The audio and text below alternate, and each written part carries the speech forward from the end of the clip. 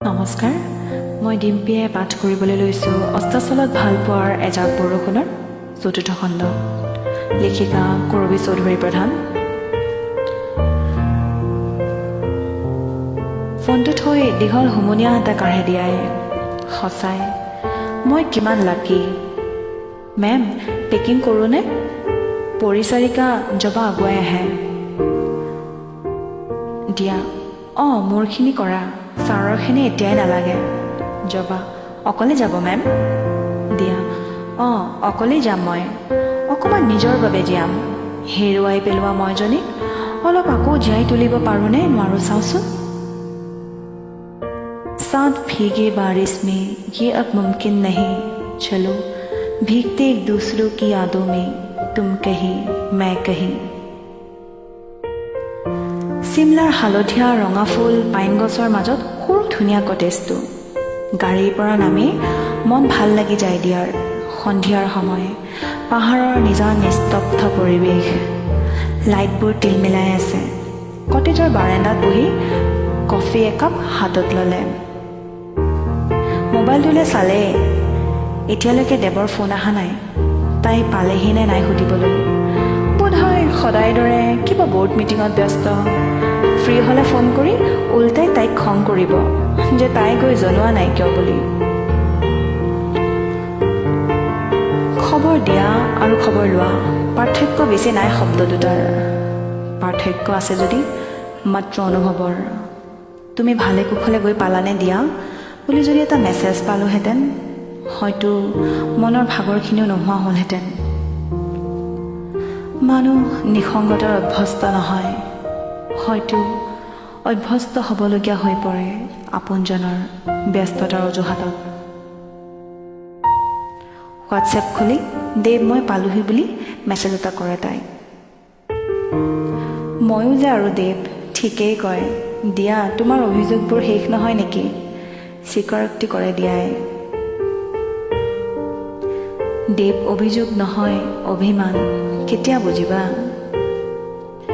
দিয়া বেছি অভিমানী হৈ পৰিছে নেকি? আমনি পাই চাগে দেৱে, সেইবাবেই কটেজখিনি গিফ্ট কৰি কেইদিনমানৰ দূৰলৈ পঠিয়ালে।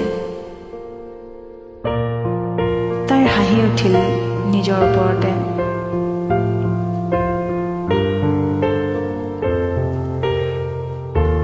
এইকেইদিন কোনো মন বেয়া লগা কথা কোনো পধ্যেই নাভাবে তাই। কাৰো প্ৰতি অভিযোগ নৰখাকৈ মাত্ৰ নিজক এৰি দিব এই পাহাৰৰ বুকুত। অকলশৰীয়া সময়ো জীৱনত মাজে সময়ে মাদকতা আনে। মেম, ঠাণ্ডা পৰিছে, শ্বলখন লওক, ভিতৰলৈ আহক। জবাই মাতিলে তাইক। জবা দিয়াৰ বাবে পৰিচাৰিকাৰ লগতে খুব ভাল বান্ধৱীৰ দৰে। দিয়া, তুমি ৰেষ্ট লোৱা জবা, মই আছোঁ।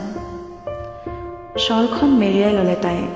কটেজটোৰ লগত চেলফি এখন ল'লে আৰু পষ্ট কৰিলে ফেচবুক, হোৱাটছএপত, ফ্ৰেণ্ডৰ গ্ৰুপত। Feeling awesome in Shimla. কিলোজনৰ পৃথিৱীখনত তাইনো কিয় নিজৰ মনৰ কষ্টখিনি, শূন্যতাখিনি দেখুৱাব? কি হ'ব? মাজে সময়ে ভুৱা প্ৰলেপৰ মাজত উটি ভাবি থাকিলেও দেখোন নিজক আত্মসন্তুষ্টি দিব পাৰি। ভাবি থাকক সকলোৱে, তাই সুখী। পাহাৰৰ চিৰিদি তললৈ নামি আহিল তাই।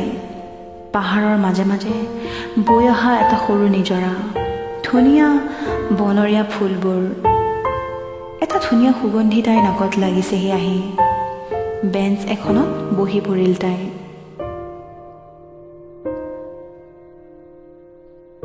বহুদিনৰ মূৰত গান এটা গুণগুণাবলৈ মন গ'ল তাইৰ।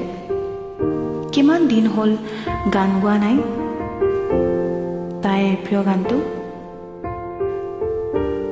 জিন্দগী कैसी ये पहली है, कभी तो हंसाए कभी तो रुलाए।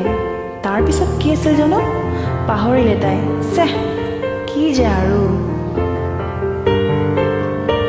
कभी देखो मन नहीं जागे, पीछे पीछे सपनों के भागे, एक दिन सपनों का राही।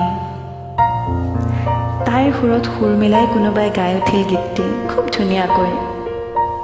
ঘূৰি চালে তাই। অলপ দূৰৰ বেঞ্চ এখনত বহি থকা ল'ৰা এজন। U Sing so well,